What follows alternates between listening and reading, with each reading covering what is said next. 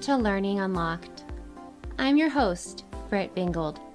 As an instructional specialist in Gilbert, Arizona, I'm a total nerd when it comes to classroom strategies and educational pedagogy. Educators are the key holders to unlocking learning for students. So today, as always, my goal is to provide you with resources and tools, the keys, to enable and accelerate learning for all students. Thanks for joining me today. Let's get started.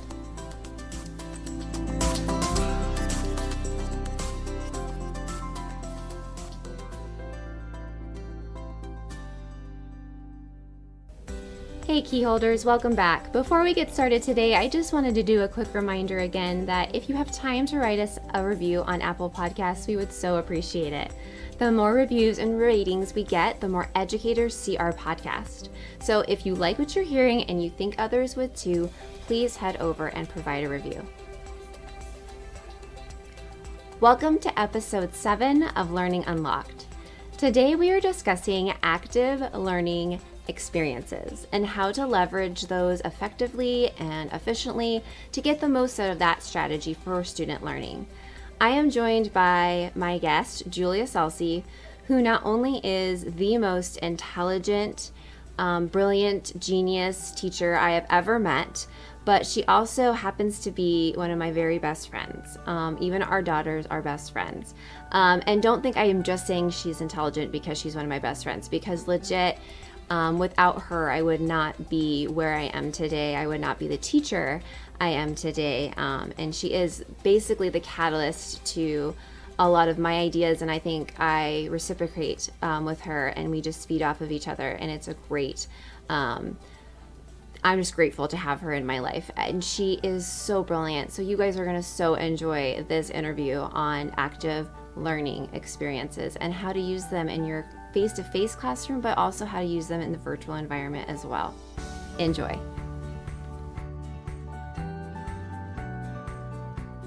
Hey guys, today we're joined by Julia.salce, and I am so excited for the topic we're going to talk about today, creating active learning experiences, and not in just virtual environments, but also when we get back to those face-to-face environments. They're super important. So it's a great topic today, and I'm so glad you guys tuned in. Julia, how's it going? It's going well, thank you. Are you enjoying this weird, time where you're working from home / not? It's really bizarre. You and I were just talking before about how uninspiring your home environment can be. So when I'm trying to create things, I'm not feeling very inspired in my home. I totally get that. Yes, it's hard. I feel like you need to be able to feed off people to get ideas going. I mean, that's why you and I work so well together, is we feed off of each other. Yeah, absolutely. So just go ahead and just a brief intro for our listeners, a little bit more about yourself. Okay, awesome. Well, so this is my 16th year in education, which really makes me feel old when I say that. I spent 13 of those years as a high school ELA teacher. And during that time, I kind of did the gamut of things. So I was an AP teacher, a department chair, and also even our district secondary ELA coordinator. And though all of those things were wonderful and fun, I realized 13 years into it that ELA was not my passion. My passion was really the art and teaching of learning. So I've been blessed these last 2 years to work as a professional growth instructional specialist with you. And we get to feed off of each other. And just like we said before, we get to inspire each other. And I specialize typically in creating hands-on learning experiences to achieve rigor. So kind of that sneaky rigor, tricking students into really rigorous thinking by using things like manipulatives and games and stuff like that.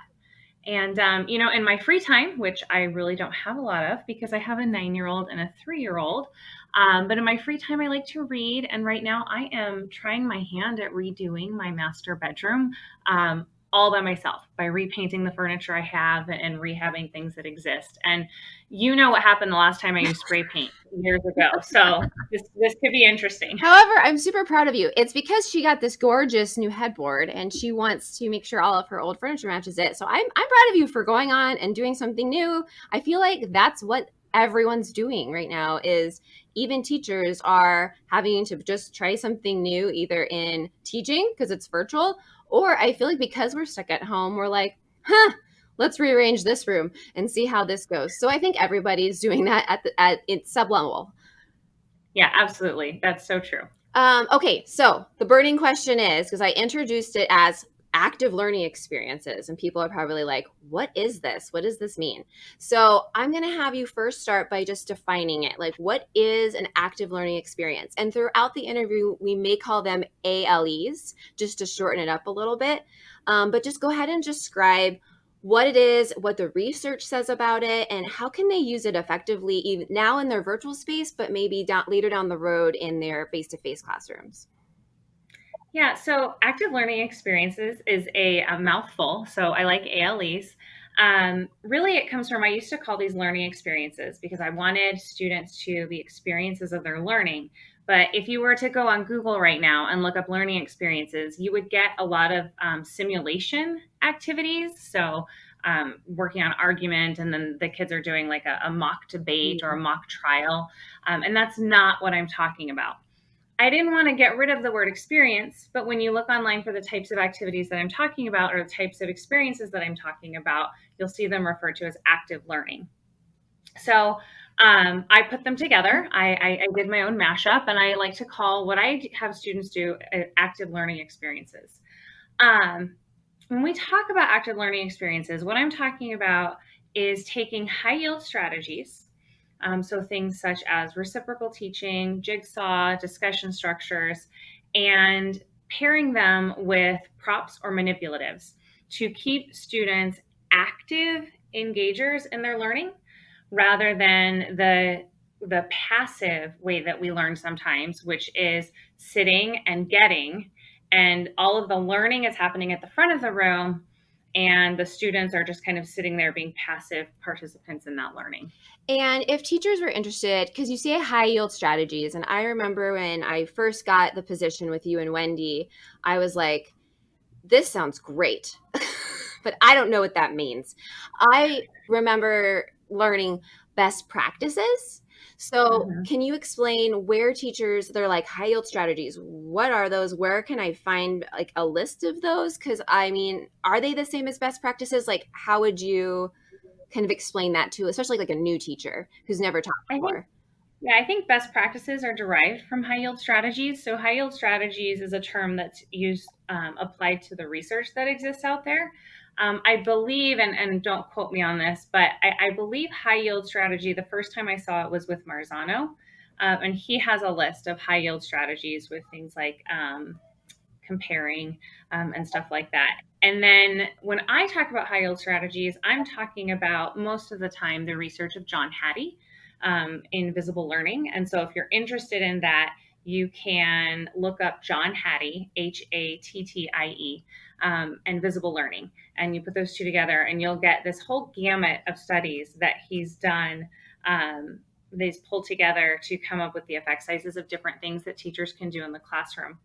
And so when I talk about high yield, those are the two things that I'm talking about. Great. And we can link those in the podcast show notes for everyone. So if they're more interested in looking into John Hattie and Marzano, and they're like, okay, I've been teaching for maybe 30 years, I want to know, or I'm just brand new and I have no idea what you're talking about, they can kind of peruse those and then kind of see how those mesh up really, I mean, perfectly with ALEs.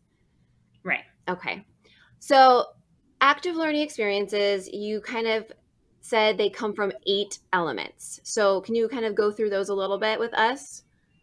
Yeah, so I have listed out what I consider a process for creating these active learning experiences. So I would train teachers, and they would come to me and say, these are great. How did you get there? How did you come up with these ideas? And so I went to I have a little planning book whenever I create stuff, and I kind of looked back at it and came up with a process for how I create active learning experiences. And so the first thing you do is you start with the skill. And the skill being, of course, what it is you want students to be able to do by the end of this activity. And then you move to the content. So what content do you have that pairs well with that skill? Now, we all know often in education, teachers will place the content before the skill. Right. So they'll say, I have this text, and what can I do with this text, rather than I have this skill, what text works best. So it's always skill, then content. Mm-hmm. Then you have to think about what amount of time you have, right? So because we have all the time in the world to get through all of our curriculum these days, right? So when we talk about these experiences, they can be as time consuming as you want them to be. So if you only have 20 minutes of a lesson to do an active learning experience, you need to know that up front. You don't want to plan all of this stuff and then realize, oh my goodness, I only have 20 minutes to do it. And it was a waste of your time to put it all together. So you could have anywhere from 20 minutes to a series of class periods. Then you go to my favorite part, which is the props. And the props are the things that take whatever it is that you're designing and make it hands-on. And we'll talk in a little bit more detail about this later, but the props are things like, paper plates or cups or strips of paper, anything that the kids can get their hands on. And then you talk about communication and you look at your directions. How are you going to take students through this learning activity? Is it going to be a series of scripted directions as they move to a variety of different stations? Is it part of a station rotation model? Or is it you as the teacher leading the communication or leading the activity in the middle of a direct instruction? And then we talk about the most important part that I feel like this is where when teachers talk about putting kids together collaboratively or just creating these types of experiences for them, is they sometimes forget making sure that they script out the student engagement. Mm-hmm. What are you doing to make sure all students are participating in that activity? Right. And so that's making sure that you've scripted out what everyone should be doing at every moment. And that's even more critical in the virtual environment, mm-hmm. that students know that they're not just passively watching what's happening on the screen, but that they have something they're accountable for doing at all times. And then this is the important part. When the activity is done, when you finish the experience, what's the individual accountability, right? So a lot of these are collaborative. They don't have to be, but a lot of them are, because collaboration is one of the most effective ways for students to learn, is in appropriate collaborative environments. But then how do you actually tell who knows what? Well, that's the individual accountability. So you've got to build something in. And I'm a big fan of writing to learn structures, whether that's summary structures or argument stems, or creative things like metaphor brainstorms, but ways that you can get the students to show you what they know, but it's an individual component. Mm-hmm. And then the last piece is really figuring out what you as the teacher have to prep for the activity. So this is so different, because I think when people think I have them do activities, this is not I'm having them take notes while I lecture. This is not I'm having them just fill out a worksheet as an activity, or just even simple response things. Like, this is really in depth and takes a lot of prep, but once it's done, it's done. And I mean, if teachers use their professional learning environments or their data teams correctly, and efficiently, they could really have a lot of these created through the year if everybody would just take a piece of it. And it wouldn't feel heavy in teacher prep. Yeah, and that's what we tell teachers all the time, is really collective teacher efficacy is one of those really, really high yield research components, and teachers working together towards common goals for students. Creating these types of learning experiences together will kind of reduce the amount of prep that you're having to do individually as a teacher. Well, and it is the highest yield. I mean, I think maybe it's second now in John Hattie's, but I mean, we're talking about teachers working together actually impact students more than anything else because of these reasons. So ALEs is definitely, I mean, and if anybody that knows me knows that I love anything to do with loose parts and manipulatives in kids, because I feel like it taps into that part of their play brain. And so they feel like they're active. They feel like they're doing something with their learning right away, even after they've learned it, or maybe as retrieval practice later. So I obviously a huge fan of this. And you are a genius for meshing those together. I love a good mashup. Julia is really, really good at mashing up things together. And then I just come in and then I say, okay, well, if that's really long, let's just call it ALEs. And so that's all I have to contribute to this section. It's funny. Well, I think you're absolutely right too. If you go back when you talked about we're not talking about kids taking notes. We're not talking about active participation. Right. It's part of the reason I don't like the word I active, know. active learning, because I think a lot of people take that as, well, my kids are copying down the notes as teaching. And that doesn't require any thinking on the students' parts. That just requires them being able to copy what they see. And so they can be thinking about something else while they're doing that. And even worksheets, you know how I feel about worksheets. That's It depends on the worksheet, Julia. it does depend on the worksheet. It absolutely does. I've seen some really good high level thinking directed worksheets, but if you actually break them down, it's because they have embedded ALEs into the directions that they're having them do with that worksheet. Exactly. Yes. This is not your typical ditto, you know. And that's So why I think, teachers need to be careful when they're looking at teachers pay teachers products too, right? Are these yes, products just worksheets or things to keep kids busy while you're maybe pulling kids in for small group or some feedback, or are these worksheets actually having them do ALEs embedded in the worksheet? Then you're like, okay, now it's worth my money. Because I right. feel like sometimes teachers buy a lot of things on there, which I don't think is necessarily bad because you're trying to save yourself time, and I get that. But you got to really, really look at what it is and the description that teacher is putting on there to see if it's Well, I something think you want. it's just making sure too that it's editable. Yes, Like the reality is that if you're starting with a skill and you're moving forward, you're probably not going to find something on Teachers Pay Teachers that is exactly what you need it to be. right. So they should always be editable. You should be able to go in and customize it. And then I think that type of thing is fine because all of the aesthetic stuff is done for you. So it's still pretty, it's good looking, Yeah, but you can now embed a little bit more rigorous thinking into what they might be asked to do. I totally agree. Yeah, because I always think like don't get too enthralled with how pretty it is. Make sure the the stuff on there is worth it and worth the time for your students. Okay, so we were talking about direct instruction kind of with note taking. And so let's talk about how does direct instruction and lecture and both these terms seem to be synonymous for some reason. And then both of them get really bad raps over the last few years of teaching. Like, you can't lecture, you can't stand up at the front of the classroom. Like, okay, we've all had teachers that are maybe really good at this and they're really good storytellers, or they're just enthralled, they're just easy to listen to. But what would your suggestions be to teachers who love lecture? They're like, I love it, I don't want to break up with my lecture. Okay, they're not breaking up with their lecture. Okay, let's talk about lecture versus direct instruction first, and then we'll get into how ALEs can fit into that really nicely.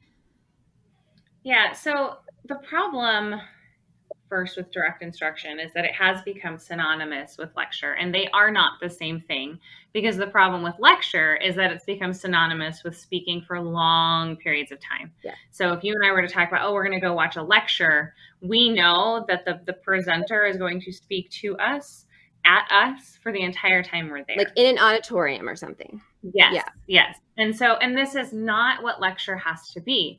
In and of itself, lecture isn't bad. Right. It's how long it is that makes up that is the problem. So it's the time and the amount of passive listening that's happening from the audience that then turns it into a lower yield instructional strategy. So when we talk about direct instruction, we talk about lecture, and we talk about how those two are somewhat connected if we understand them correctly.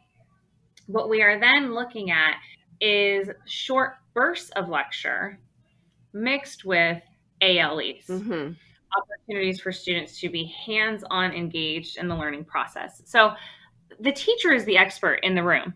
They have to speak. And I think a lot of times when we talk about these ALEs, or I'll put out displays of them for teachers to look at and get a feel for what kids could be doing, they panic and think, oh my goodness, but I have to teach blah, blah, blah, blah before they can do that. Well, absolutely. It's just a matter of how long you're spending standing at the front of the room before you get to something like an ALE. And what is that timing? Because we've talked about this, I think, in every single school we go to. How long should they be speaking before the students need to do an ALE of some type? A good rule of thumb is their age in minutes, right? If you ask any kindergarten teacher, they will tell you this is abundantly clear to them. They get to about the 5 or 6 minute mark of speaking, and all of a sudden, like Susie's walking this way, and Marcus is sideways in his chair, and they can see their squirreliness.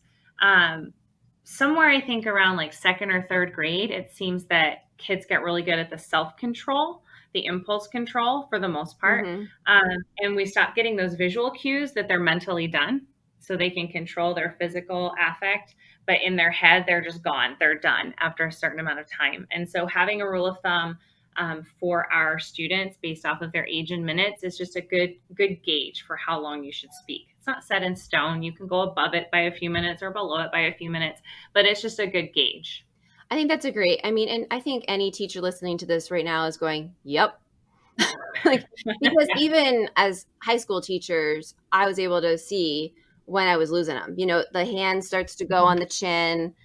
They start to kind of lean over, or they lean back in their seats and start to stretch, and you're like, they're getting done. I gotta wrap this up, and we've got to do something before I can kind of come back and talk some more about what we're learning. And it's hard at first, I think, for new teachers to recognize those cues with the older students.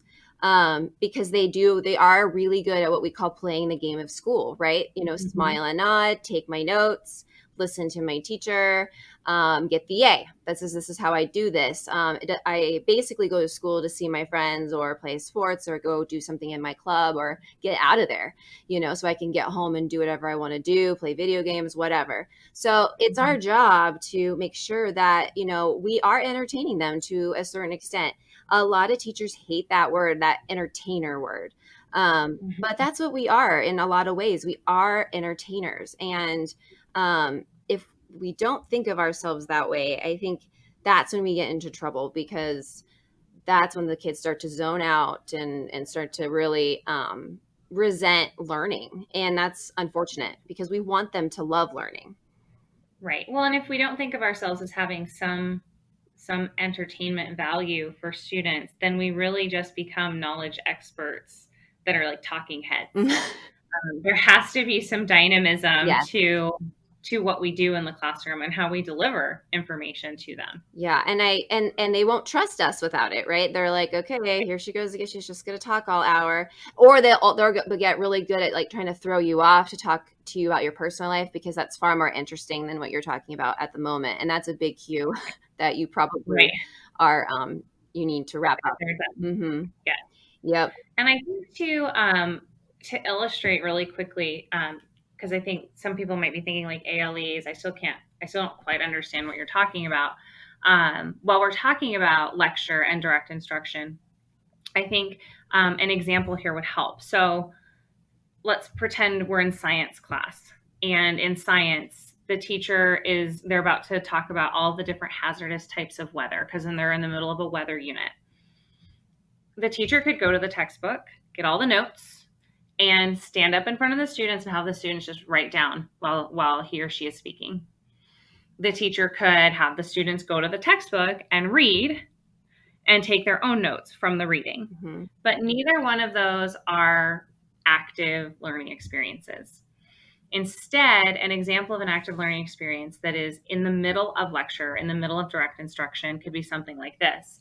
At the start of the lesson, the students have a bunch of little pieces of scrap paper.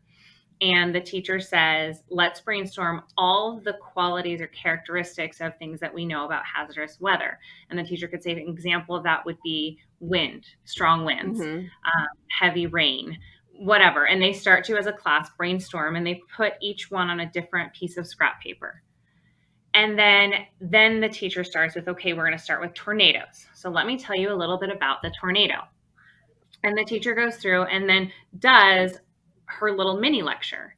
And while she does that, the students are taking their little pieces of scrap paper and any of the characteristics that they have, they're sliding them over. And the teacher could even have the students place those in a cup that they've labeled tornado. Mm-hmm. And so now they're getting all of their information sorted as the teacher goes, right? So then now they have tornado and they've got the characteristics of tornado. But what's cool about this is then the teacher could go on to hurricane. And let's say for tornado, we already dropped in the strong winds piece of paper. But now I can have them pull out their strong winds piece of paper and place it between tornado and hurricane. And we know that here's a common shared characteristic of the tornado and the hurricane. And so they start to make those comparisons and those similarities and differences. And all I'm using is cups and pieces of scratch paper. Right. So at the end, they've got all their cups filled. And then the last task is for them to go into their cups, empty them, and create their own notes. And one step better would even be visual notes based off of what they understand about each one. Right. The teacher is still accomplishing the same task, but how much more engaged and hands-on in the learning were the students in that versus reading a text and taking notes, or just taking notes as the teacher talked. So that's really what we're talking about when we say active learning experiences. And that's how we take and make them an easy part of direct instruction and lecture. If you think about the prep on that, if you think about any of the changes the teacher really had to make to the lesson, if she typically just delivered it as a lecture, but then they took notes, there's not a ton of changes on her part. All the change comes in is in what the kids are doing. Mm-hmm. Well, and it's just, I mean, if hopefully you have someone, maybe a parent helper or a teacher's aide. I mean, if it's that hard just to cut up paper, and we all have scrap paper lying around, just cut them into strips, get some cups, from the Dollar Tree or wherever you can find extra cups. I mean, I've had cups donated to me by like independent coffee shops before, because I'm like, I'm going to use these for activities in my classroom. Would you mind donating me some? And they're like, sure. And they gave me like 200. And I'm like, well, that was more than I needed, but that's awesome. And, so there's ways to kind of get these things too, that aren't expensive. And at the end of the day, that teacher can still collect their notes. It's just the notes were created in such a more engaging way than just sitting there and listening. And those kids are going to remember those connections more because they were involved in the process of the learning. Yeah, they were experiencing the learning rather than just being passive observers of it. And in a digital environment, I advocate for props that can easily be found in homes. So as long as we're not talking about like kindergartners, or as long as you have plastic cups at home, they can use regular cups. Yeah. Right? You can just say, for today's lesson, boys and girls, I'm going to give you 5 minutes. I'm going to set a timer on the screen. I need you to bring 4 cups and about 20 pieces of little scratch paper. I don't even care what size they are. Right. You can quickly tear them into strips. They don't need to be pretty. And that's just part of their setup for the lesson. No different than taking out your notebook, opening up your textbook. So I think it's just moving beyond what we consider setup for learning to be. And as much as you can make it be on the students to set up, the better. Right. And my second grader can go get cups out of the kitchen and strip and rip up paper for her lesson. I don't need to set that up for, you know what I'm saying? So I think that would be really great for those kinds of age groups. So, okay, let's that was a great example. So let's just summarize that for people. So lecture mixed with ALEs is what makes up good direct instruction. Is that what we're kind of trying to get to? Yes. You said that so nicely. Thanks. Absolutely. Yeah. I'm sure it's because you wrote it down and I'm reading it from your script. But see how you just built me up, people? Isn't it wonderful? Yes. But I mean, that's really true. You're saying lecture's not bad. We have to provide that information. And I want to say it again. And I want to say it for the people all the way in the back, because teachers, for some reason, are like, my principal won't let me lecture. And it's not that they don't want you to lecture. You need to teach. They want you to know how long to lecture and then what to do to have the students be engaged and experience the content you're giving them, so that way they can develop the skill they need. So yeah, I think that's because a lot of teachers that we see are always like, yes, when we put, direct instruction up at the top, we're like, yeah, but let's think about what really that involves. Right. And I think we had a campus refer to it once as a teaching tango. Like, you lead for a while and then the students lead for a while and then you lead for a while. And it's this constant back and forth interactive relationship. that really allows students to remember the learning that's occurred in the classroom. Well, and it creates curiosity because all of a sudden they're like, Miss Selsey, I have wind in this cup. I do not want to take it out of the cup and put it into the next cup. So there's going to be more questions from your students. Sometimes at the end of a lecture, a teacher will look at a class and say, are there any questions? Well, they're not going to, no, they have all the information. Like, that's so true. So you're like, but if you're in the process of you've talked for a little while and now they're interacting with stuff, they're going to have more questions. And the more curiosity you can get out of those kids' heads, the better the learning. And this is, and we both have young kids, but we taught older kids. So we taught high school kids. So overall, no matter the age group or content area, I think teachers find it difficult to create these ALEs because they're like, I am already so chock full of scope and sequences and priority standards and curriculum and all this stuff. I don't have time. And I don't know where to start, and I don't know why it matters. And I think just now we did a really good job of demonstrating why it matters. But I think right now teachers need to know, how does it happen? How can I, especially now in a virtual, and we can do virtual first, what does the family have at home to use? And then how can it be leveraged for rigor and relevant instruction? So if you could create a list of 5 items in the household that kids already have. And we kind of just talked about this with the cups and the paper that they could use for ALEs at home during virtual learning. What would be your top 5 things and why? So my favorite thing to use in the classroom, because it's super easy and it gamifies learning, which the students really love, is dice. Yeah. I think having dice, there's just a lot of flexibility in what you can do with them, and kids get really excited about rolling dice. So they really do. I think most households, or a good percent of households, have some type of board game that they can steal the dice from. And if they don't, for teachers to provide it for their students, dice are really, really inexpensive. Right. You can get a giant bag of dice and I'm talking giant bag of dice. Like 500 pieces of dice. Yeah, for under $20. So I think I love dice because all you have to do is assign a task to whatever number your dice go to. So if you're just doing 1 die, then you have 1 through 6, and there's an associated question or question statement stem or writing to learn activity that corresponds with each of those 6 numbers, or you could go all the way to 12 if you're rolling 2 dice. I recently saw something online, I think I shared it with you, Britt, last week, that it rocked my world because I've been using dice forever, but I had never considered doing multiple rolled tasks. Yes, you shared it with me, and it rocked my world too. Yeah, I'm like, why haven't we thought of this? This is genius. And so you 12 allows for so much more than 1 through 6. Yes. And then you're mashing together things. So nobody's task is the same. Right. So I made a sample one where basically if students were looking at different regions of the United States, they're studying this in social studies.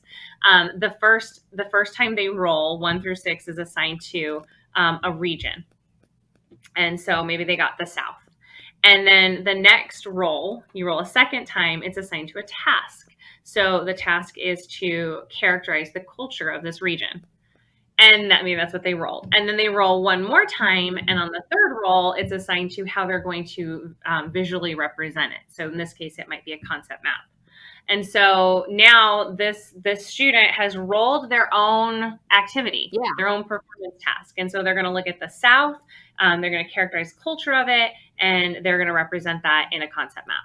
And so for a digital environment, using interactive Google Slides was a really fun way to do that. So if you're curious about that, it's really easy to do, and you can Google it and find some good YouTube videos to show you how to do it. Yeah, it was really cool. She asked me to look at it, and I was like, this is awesome. And then she didn't give me editing rates, and so I couldn't do any of it. And then I emailed her back and said, I don't think it's working. And she goes, I didn't give you editing rates to move anything around. And I'm like, oh, okay, I'm not stupid. Yeah, there we go. Oh, but yeah. Yeah, go ahead. Sorry. I think that was a key thing for me, though, if I'm going to show teachers how to make interactive Google slides, teachers never give kids editing rights to anything they share with them. So that's not second nature to teachers. It's like a red flag. Why would I let them edit this? Well, it's because you've frozen everything that you don't want them to move. So it was not intuitive to give you editing rights. Right, which is something I revealed for you. See, I do a lot of great work. I also liked dice in the classroom too. I mean, I would have them roll dice for really simple things, like even just task oriented, like, okay, maybe we were reading a short article, so you're going to roll your dice, and at whatever your number is, that's the number of paragraphs you're going to read out aloud to your table. Or you could say, hey, if you're rolling a 3, you're going to annotate for this type of word choice. If you roll out, whatever, you can use dice for just so many different things. It's actually it's awesome. I mean, and I think a lot of teachers know it. It's just, they're like, where do I fit it in? And they just have to make time for it. And it's so easy. I was even just thinking today, my daughter is still obviously online for school right now. And so they were reading a text, and the teacher was asking great questions. It was good text. But I thought, as I'm sitting there working, because we share an office, I kept thinking about, gosh, if they had rolled the dice and had one thing each of them were looking for or tracking in the reading, it would have just taken it. It would have increased the engagement. So, have to collaborate. They'd have to look at each other and say, okay, what did you get for this? Because I want to add it to my notes. What did you get for this? Because I want to add it to my notes, because they all are looking at different stuff. And so now they're having this awesome academic conversation about the text that they might have not had before. Right. And they're actively involved while reading is occurring. Yes. Which sometimes I think when reading is happening, or students are reading out loud, or they're kind of popcorn reading around, they get disengaged. Right. You definitely want the rest of them to always have a purpose for when they're reading, while they're reading. Yeah, for sure. Yeah, and dice help with that. Yeah. So dice. So the next one is envelopes. Probably one of those props that might be getting harder to find in the home, just because we don't actually send a lot of mail anymore. Right. But you can create your own envelope at home too, by just folding paper and gluing or stapling the sides. But so I love envelopes and scrap paper. It can be this great way for students to gather evidence actively while reading, listening, or watching content or information. And then I love what they can do is, so like if they're learning, let's go back to my science example, if they're learning about weather patterns or extreme weather, let's say the teacher is having them read the textbook. Well, they're going to jot down on a new scrap piece of paper every time something about each one of those, right? And they might have an envelope for tornadoes, an envelope for hurricanes. And then the teacher can have them empty those envelopes out and start to do some sorting and categorizing of similarities and differences after they finish reading. Or I know you and I loved to do the envelope pass in class. So when students are face-to-face, you can do a digital version of this, but it doesn't actually use an envelope, which is very sad. I know. But the envelope pass is basically there's a question or a task or something inside the envelope that the group reads, and they add their response to the envelope, and they pass it to the next table. And each table has a different envelope. So there's different tasks floating around. And then on the last pass, that final group takes everything out, takes the task out, lays out all the responses, and starts to do some evaluation of what pieces. They take out a highlighter and they start highlighting on little strips of paper. Well, this part of this one's correct. I like this part of this one. I like this part of this one. Okay, let's mash these together and make the best class response we can. Right. And make the best answer we can to the task. And that kids loved that. And it's that sneaky rigor we talk about. Our tasks on those envelopes were difficult, and they are still considered direct instruction because we have created them. We have directed the instruction on each task. But it's really the kids that are doing the thinking. And we're doing more of that facilitating, walking around type of thing when they're doing those envelope passes, which is also kind of great about ALEs, because you can get a lot of formative assessment by just listening to their conversations as they're using these props, and then be able to give them immediate feedback, maybe even the next day or even in that moment while they're doing it. Yeah, and I'm really glad you brought that up, because if we think back to if you're just standing at the front of the room and trying to get information out to them, or they're just completing worksheets, you really don't have that opportunity to see inside their heads. ALEs give teachers the opportunity to hear what kids are talking about, to see what they're thinking, to see how they might sort or categorize different things is very telling about what they know and don't know, or how they see the topic. And so Which could be that really is completely one of the not best how you want it to ways. go. Right. Yes. 'Cause you're Yeah. like, oh, This does not go. this is not Very logical. I remember you're very logical, but this is not what we were thinking. right. Or we maybe need to reteach this because I Yeah. didn't think you were going to say that, but okay. Or it might be Mhm. the other way around. Sometimes we would think, wow, that was brilliant. And I didn't even think you would go there. How fantastic. And you Yeah. have that, but it's immediate feedback, right? Yes. Yeah. Yeah. You can see a lot. You can see it. Yeah, it is. It's making their learning visible, which we also talk about a lot, is how can you make that learning visible to you and to them, right? Right. Okay. All right. Envelopes, one of my favorites. Yes. Okay. I know. Yes. Keep Love going. it. So paper plates. This one's pretty easy and straightforward, and I did not think of it. It never occurred to me to use a paper plate. It was a kindergarten teacher, a phenomenal kindergarten teacher that told me about it, and she uses paper plates to create thinking maps. Yep. And I'm like, well, that's brilliant. So, you just lay them out and most houses, and again, you could use real plates as long as they're staying on the table. So if you don't have paper plates at home, when you're working, doing all this digital stuff, you could have the students use real plates with mom and dad's permission or support. But really you lay them out in different configurations. They become your bubbles of your bubble maps of all the different bubbles you could make. And then you put strips of paper between them or string between them to connect them. And then you start adding information to the paper plates. And what I love about the paper plates for the littles is that they can draw pictures on each plate. Yeah.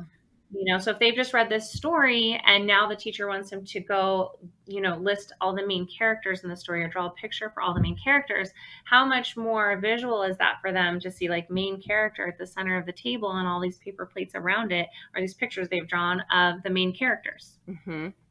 So I love paper plates for that. And then cups. This is, again, it's just a way to take, to have kids like put information into something that they can then do something with later. So I love cups because they allow you to, first of all, they're vertical. Anything that comes off the table is a lot more engaging and interesting because students don't typically deal with vertical objects in class. Most of it's flat, from books to paper to things like that. But so I like cups for that element of it. And then there's a lot of different things you can do with them. Really, it's just sorting and hands-on movement of paper. But I love it for, at the end, one of the things that I've done in class is I'll put colored dots on the bottom of the cup. So let's say we were looking at question words like who, what, when, where, how. And there were cups for each of them. And each one had a different colored dot on the bottom. That was for me. The kids didn't even know it was there. And they have all these strips of paper from the story they've just read. And then they're sorting, like one strip of paper says mama. Well, that goes in our who spot. One strip of paper says, I don't know, the planes, and that goes in our where spot. And so they sort all these pieces of paper into the cups. And on the bottom of the cups, the next set of directions is, look on the bottom of the cup and grab the colored dot that matches your colored dot. So if I seat students, if they're not with playing cards matched around, each student has a different colored dot in a group. So I have a red dot, a green dot, a blue dot, and a yellow dot. When I seat them, I put my low in the yellow, my lower learner in the yellow dot, and I put my higher learner in the red dot, right? So I have the high, low, the medium high, and the medium low. Well, then I sort I then have them take a cup that fits their ability level. So like my lower level learner sitting in my yellow spot always, I say, hey, grab the cup that has the yellow dot, and they get the who cup. Right. And they go back to their desk maybe, and this is you're blowing everyone's mind right now. And we're just talking about the little sticker dots that come in that huge, like that big Avery pack. This is not sponsored by Avery, but it should be. Okay. But that little dot, those sticker dots, and if you don't want to put them on the desk that day that you're doing that activity, you could just stand by the door and stick them on their shirt or whatever and say, this is the dot you need to have for this lesson today. Just don't lose it. Or have the paper. It could even just be on the paper you give them with the directions, the individual thing. It could be right there. Right. And you know which students are getting which dots, because that's important. Because if we look at the gamut of, like, this is a first grade activity and you're going to have them go back and they're going to actually write the question, who was this story about? And now they're going to list out like mama, blah, blah, Mhm. blah, blah from what they have. Well, who is super easy to do, but the why cup, why did the author write this story, Yeah. becomes a lot more challenging. And so you don't want the why cup going to your struggling reader, your struggling learner in ELA. You want the who cup going to that student too, so that they can gain that skill and move up to the next step. So it's just a way to, I like cups because it hides the dots underneath. They don't know they're there. And they do this activity of sorting together, but then they take the cup that matches their ability level, which I think is great. Yeah, because it's hard, I think, to fit in differentiation all the time, and this is a great way to do that. And then you can level the kids up as they get a hang of it, because a lot of kids may come in and say, I'm not good at math, or I'm not good at English, or whatever it is the subject is that they feel they don't have a great self-concept in. And if you do little things like this sneakily, they don't realize that they got the easy cup. They're thinking, oh, I can do this. I can write this little short summary of who was in the story. Like, and another kid's like, oh, I can do this. I can totally do where the where was or the when. And so every single kid is now really engaged in something they feel good about. And the more they feel good about how they're learning in your class, then the more excited they are to get there, the more interested they are to learn. And they actually just get better at learning because they have that self-confidence. Well, and they don't put the walls up at that point then when things get a little challenging. They're not quite as hesitant because they've gained that confidence. Well, and they've already kind of discussed it as a team. They've already sorted as a team. So that pressure's kind of off too. And yeah, so they're not feeling like, oh my gosh, is this wrong? Did I put everything in my cup wrong? They're like, well, my team, we all kind of discussed this. So I feel like it's probably right. And that makes them a little bit less stressed and anxious too. Yeah, definitely. Okay. And so then really the last one is strips of paper or sheets of paper, tape, and a vertical wall. So I love to use the sliding glass doors. So all last spring, when my daughter was home after they closed the schools, she was doing different reading tasks, and she was building toward writing these paragraphs about something that had occurred within the text.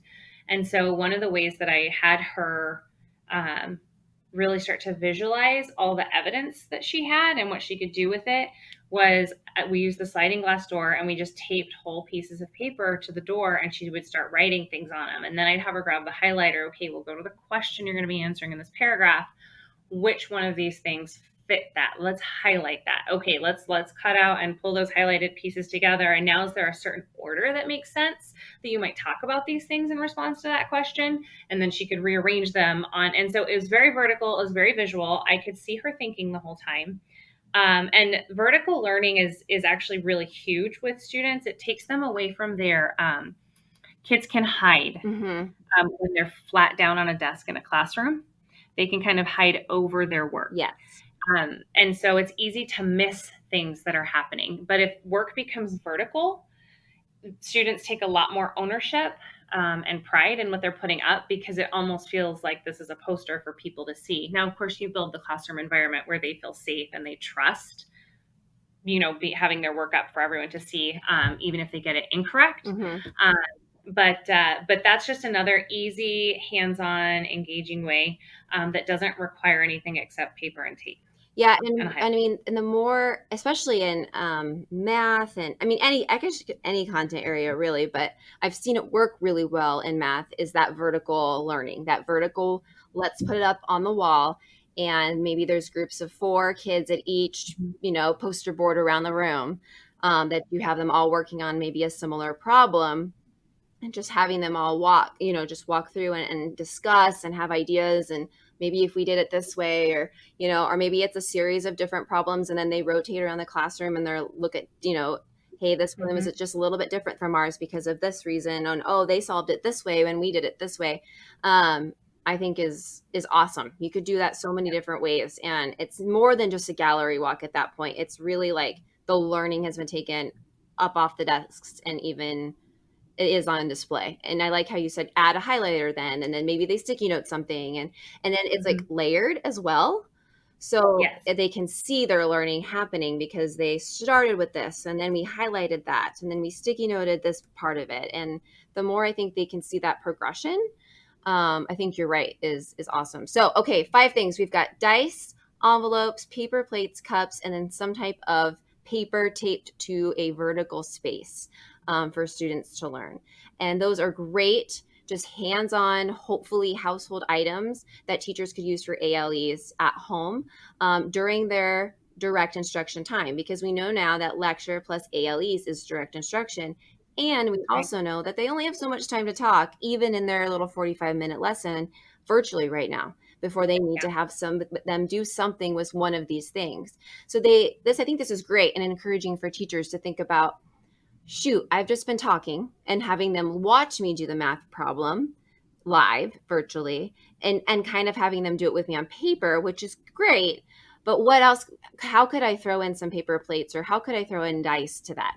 And then just getting them to think a little bit might help some teachers that are feeling a little, I don't know, down in the dumps. I don't know how to say it, Julia. Just like a little burnt out about the virtual learning. Well, I think the thing with virtual learning, and I feel like every time I do a training, I walk away feeling like I've just talked to a wall for 45 minutes, right? Because it's so hard to read facial expressions on a camera. And then some of the kids aren't even putting on their cameras.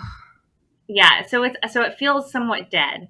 And I think even something as simple as, okay, you've worked this math problem for them, they've copied it down, they've done a couple, you've checked that they kind of know what they're doing.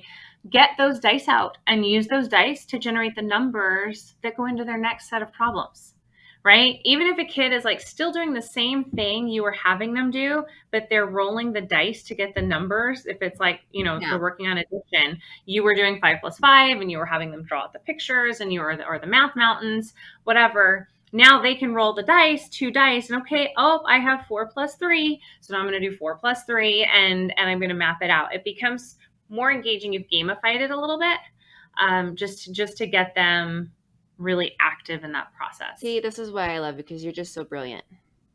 Oh, yeah. Yeah, that's just so I love you. But yes, I think you're crazy. Because really, I mean, that's really a simple add to a teacher's live lesson that really could make or break that live lesson. The kids would be like, "Oh my gosh, today we rolled dice," and and then when they go to do that homework piece, or they go into the curriculum to do that piece, they might they remember it more, because instead of just watching it passively, like kind of like a TV show, they've really done something active. Right. Mm-hmm. Okay. So great. You've got your top 5. All right. Pick, there's so many, and you've talked through so many of them. Is there like any other examples, like that teachers could use to creatively and like innovatively build these ALEs? Because I think you've got a lot of people excited now. Mm-hmm. I think they understand, but then they're like, okay, I teach Spanish. Right. You know what I mean?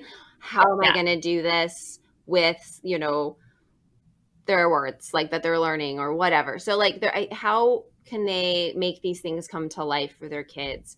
Go ahead. Yep. Yeah. So I think instead of another example, because I think we've gotten quite we've done a lot of examples. I think it's more really teachers just have to look at, so if we look at those top 5 props, we have to recognize the structure, the potential structure they represent, because each of them ultimately just represents a structure. Okay. So if we're talking about dice, right? If I'm in Spanish class, I could be thinking about, I'm going to have them roll a Spanish starter stem that they have to finish with their partner. And so that it's just, they know that dice is assigning a task to a number. Right. Envelopes and cups are both about gathering information, either for trading or passing, or just for later sorting and categorizing, again, in a different way. And then doing something with it individually too, right? Because we want that individual accountability piece to give the teacher, especially in virtual learning. You're turning in assignments. So, you could easily take a picture, that a parent could take a picture, the student could take a picture of their sort or whatever they did and submit it to the teacher. And a really easy way, I think a lot of kids don't know, is they try to take it with their phone camera and it's all shadowed and you can't see it. But if they use their notes app on their phone, there's actually a scan button on there, and it becomes it looks like a scanner. No way. Really? I did not know this. Oh, you did not know this? This has been my life. I did not know this. This has been my life, girl. So if you go into notes and you click on like a new note, at the bottom, it'll ask you if you want to scan it. That's so good to know. I've been using like a scan PDF program instead. Yeah, so you'll just But be like, yeah, that's good to know. We'll see. uh-huh. Wealth of information. Yep, you go to the camera and then it'll say, and do you want to take a photo or do you want to scan the document? And I think if kids knew that and more teachers knew that, and obviously now you know that, Yeah. then you can do any of these things virtually and have them just scan it in and submit it, and then you're good. Yeah, and I always like especially once they can write and read and write well on their own. I also advocate for making them take whatever they did and extend it one layer further. And that becomes their individual accountability. So, you take whether you're looking at the weather patterns and you've done that sorting and you realize that some weather patterns have similarities, the final extension piece is even just the most important thing I learned today was, and for example, when I did this, blah, blah, blah, and because it showed me this, that's why it's the most important thing I learned. Them being able to articulate for you their little aha moment for the day is a great way for you to get that individual accountability piece. So it doesn't have to be overly complex either. And they can do that on Flipgrid. They could, scan it into a Flipgrid and then narrate over top of it what they learned. I love that. And then you've got kind of that mashup of, I did it on my counter at home, and here's what it looks like. And let me explain for you how I did this and what I learned from it. Right. Yeah. And so envelopes and cups, definitely gathering information. But again, remembering, even with dice, even with paper plates, especially for the older kids, take that one step further and make sure they have that individual accountability, where the littles could probably just, mom or dad or whoever's working with them at the end of the day could just take a picture of the sort, and scan it in and send it for sure. Yeah. So, and I think when we talk about these experiences, the most important thing is remembering that you start with a skill. There has to be purpose to this. And that you really map out what are those learning expectations? How are you going to have that student engagement? How are you going to make sure that they are all involved and that you're able to figure out what each of them knows in the end? And that's really, you then take the structure that these props represent, and that's all they represent. The paper plates, the cups, they just represent a structure in which students can manipulate their learning. So you give them the structure and you let them go.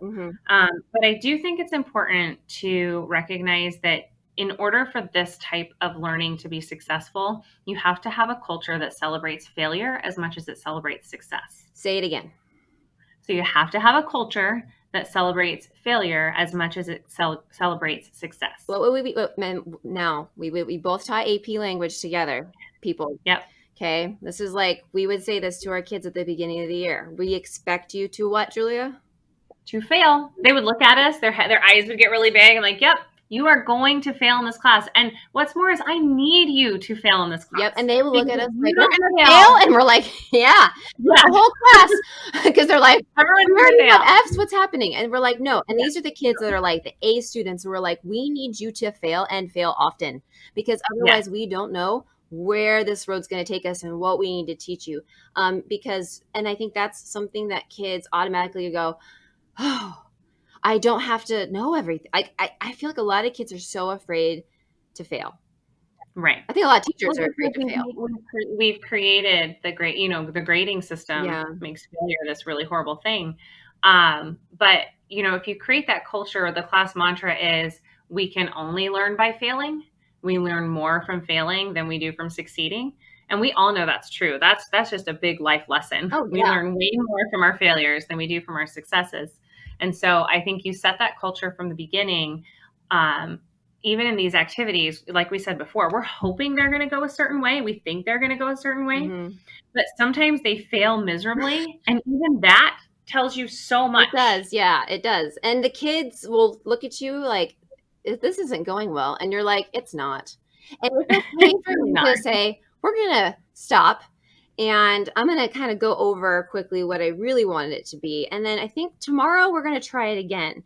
The respect that you're going to gain from those kids, I mean, you are going to seem so credible in their eyes because they're going to see you not only as human, but also as vulnerable and also invested in their learning. Because and someone who's willing to fail with them themselves. Yeah. Right. I mean, we all fail. Because, you make these learning experiences sometimes and it's just you think it's going to go great and it doesn't. We've all, I mean, Julia and I both have, and it was funny, we'd run across the hall and say, well, that was great, good luck in third hour, because my second hour that did not go well, or we would tell each other, hey, tweak this and this and this, and then you'll be good to go, right? Yeah. And then the rest By the end of the day, it was perfect. Right, and then by the end of the day, it was perfect. But that poor first hour, we'd have to or your A hour. Yeah, it was my A hour. 6:30 in the morning group. That poor, and they were all so tired too. Poor kiddos. Okay, so maker spaces, really fast because we're kind of running out of time. But they're getting these tractions in schools, and I feel like this kind of fits in with that whole idea. But what we really want, because I know a lot of teachers are like, we got to get them prepared for this high-paced, high-tech, fast-paced culture. I mean, we're already there, people. We're doing it right now. Okay, they're all virtual. They're very high-fat. Everything's going on. Let's go lo-fi. We can go lo-fi on virtual learning. We can go lo-fi in the classroom. Right. So what's your response to those teachers that are like, it's a fad, it's a trend. ALEs are a fad, it's a trend. The pendulum will swing again. What do you think? What would you say to them at the end of the day? Well, I think, you know me, I'm not the person to jump on any type of trend. Which is totally opposite of me. Or design or education. So I'm always cautious of any types of trends. And so I think, I can sometimes be that person that's like, oh, this is just a trend. So what I'm always looking for when I see something new come out in education is, what's the purpose of this activity? Is the purpose of this activity that it's fun and creative? Then I'm not necessarily buying into that, because I think there's other ways to be fun and creative and purposeful. Mm-hmm. And so I really think it's how the maker spaces are set up, how they're designed, or the ALEs, how they're set up, how they're designed. That, again, we go back to what I said in the beginning, that it's clear that it started with an understandable learning outcome, a skill. Like, what is it that you're looking for? What is the skill they're going to be acquiring in this type of environment, or in this particular activity or experience? And in a makerspace, which is much more open than an ALE might be, how do you do that without limiting the creativity? Because the creativity is what drives the makerspace. Right. So there's that balance that has to happen there. But I think ultimately, anybody looking at anything that seems trendy or new coming down is, can they find the purpose behind it? And if the purpose behind it doesn't seem like academic driven, then it's one of those things that looks really good, and it will become one of those trends that just floats on by. Right. But if you look at it and you're like, there's a distinct purpose to this, and I could definitely use that in this, and this, then it becomes not a trend. It becomes an educational advancement. Right. And so that's really what I say to people that are skeptical, because teachers are skeptics. There's a lot coming at us all the time. Mm-hmm. And one year they'll tell us this, and the next year the research will say this, and the next year, even the research we look at changes within the year. Yeah. So it really is, you have to become really good quality. You have to decode and decipher what's coming at you. And I think that purpose-driven piece of it, that's where you can find what's going to stick around and what's going to come and go quickly. Yeah. And I think, and your process is great, because, it's that skill first, then they go to the content, which I think is the opposite for a lot of teachers, right? They look at the content that they've loved for so many years, and they're like, how do I shove a skill into it? Right. And we get that, but that goes, that skill goes there, and then the content, and then what comes next after that? Remind me. So it's skill, and then it's content, and then it is time. The time. Right. Okay. So, and then prompts. And the time, it can be over a couple lesson periods, right? Yeah, absolutely. But I don't want teachers to think that it has to be over. Yeah, it can be quick too, right? Okay. Yep. It can be either one. So then it's the props, which is the favorite, because that's when, as a teacher, you get to do the thing that teachers love, which is create. Yes. Yeah. That's the fun part. And then communicating those directions. Right. The direct instruction. Yep. How are you engaging all students while it's happening? Okay. What are you doing for individual accountability at the end? And then overall, what's the amount of teacher prep that needs to be done? Okay. And then I love these questions that you always talk about when you make any activity, when you are doing any type of teaching. you always say if someone walked into your classroom and they asked you if they asked a student these questions, then you know that student knows exactly where they're going. And I want you to say those questions because I think that would be a great way to wrap up, active learning experiences for sure. Yeah, absolutely. So if someone walks into your classroom and they ask a student, they want to find out what the student knows about what's going on. Really, if you have a visible learning outcome targeted classroom, I should be able to ask any one of your students, what are you doing? And they should be able to answer me. Why are you doing it? And after they say, because the teacher said so, I ask, well, why did the teacher say so? And they'll answer that. How will you know when you get it? And then finally, how will the teacher know when you get it? So those are the 4 questions that in any time, in an ALE or in any other type of classroom setup structure, students should be able to answer those 4 questions all the time about the learning that's occurring in their environment. And if they can't, they don't have clarity or the teacher doesn't have clarity in why they're doing what they're doing. And then for students, it just seems like ALEs are great, but none of this connects together to what I'm supposed to overall be learning. Right. We don't want students feeling like every day is a series of isolated learning experiences, which I think if we think back on our own education, I know if I think back, that's what it felt like. Like that was Monday's activity. I have no idea what it has to do with today's activity. That was Monday's because there weren't objectives when I went to school on the board. There weren't standards. There weren't any of those targets. And so it really was just kind of content and products. Like we're going to make this product and we're going to use this content and okay, let's go. So we want kids to actually see that everything they do builds and ties together. Because when they can see that, when they have clarity on that, they have a higher tendency to remember it longer because they realize this is information that's not just for Tuesday, that I can sleep Tuesday night and wake up Wednesday and brain dump it. Right.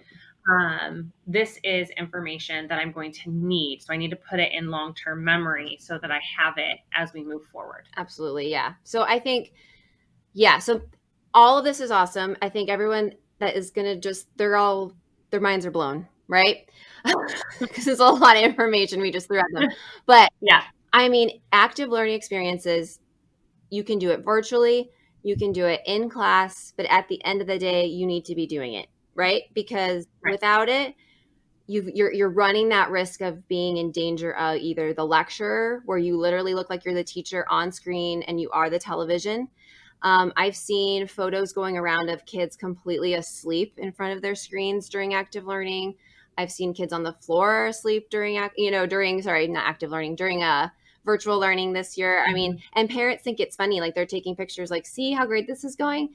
And I'm like, okay, that's a 2-part issue. But, as the parent, I wouldn't allow my child to do that. But as the teacher also, we don't want them to be passive listeners. Because that will, that's kind of, I think, why a lot of virtual learning is, teachers and parents and students are struggling because it's really hard to mix that hands-on. And that's why I wanted you to talk about what's around your house that most kids have that they could throw in and do something cool with in the middle of your live lessons that you're teaching. Because I think that would really wake those kids up and help the whole learning process for everyone. Yeah. And I think that's the key there is you don't give them the opportunity to fall asleep or to disengage because like you're going at a pace and their hands are busy constantly. And if their hands are busy, their brains are busy, right? Yeah. Yeah. All right. So if listeners want to learn more from you, where can they find you? So obviously you're going to be in our district course catalog, which anybody that isn't in our district can also take classes, right? So they can look those up on our website. If you're in district, obviously you can look that up through Frontline. And we do have our social media outlets, but is there anything else that they can do if they've got questions on ALEs? How can they contact you? Because I'm sure. Yeah, so they can always email me at julia.salce at gilbertschools.net. And then you're talking about the digital or our PD course catalog. I'm actually in the process of creating active learning experiences digital PD. Oh, awesome. So they can watch for that as well. So now it'll be on the Employee Hub under the digital PD on demand page. Yeah. Yep. Yep. Okay. Well, thank you. You're my favorite. Yeah, this is so fun. Smartest person I know as far as education, and brought me to where I am today as an educator. So I love you, and I thank you so much for coming on to this new adventure that I've kind of thrown myself into and Well, supporting this you. adventure is awesome, and this was so fun. Thank you for bringing me on. I was a little nervous at the beginning, but I thoroughly enjoyed this. Well, because it's your jam, girl. This is it. You are the queen of active learning experiences, and I love our new little ALEs. We can talk about ALEs all the time. So, yep, absolutely. All right. Thank you so much. Thanks for listening. I hope you've enjoyed this episode of Learning Unlocked and finding out more about active learning experiences, or as we're going to call them, ALEs. Just a reminder that we are on Facebook, Instagram, and Twitter at GPS Prof Growth. That's at GPS PROF GROWTH. If you've listened today as a GPS educator, you can receive PD recertification credit by visiting our Employee Hub page and navigating to Digital PD on Demand.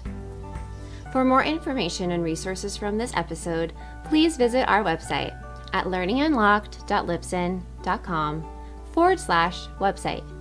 Libsyn is spelled LIBSYN.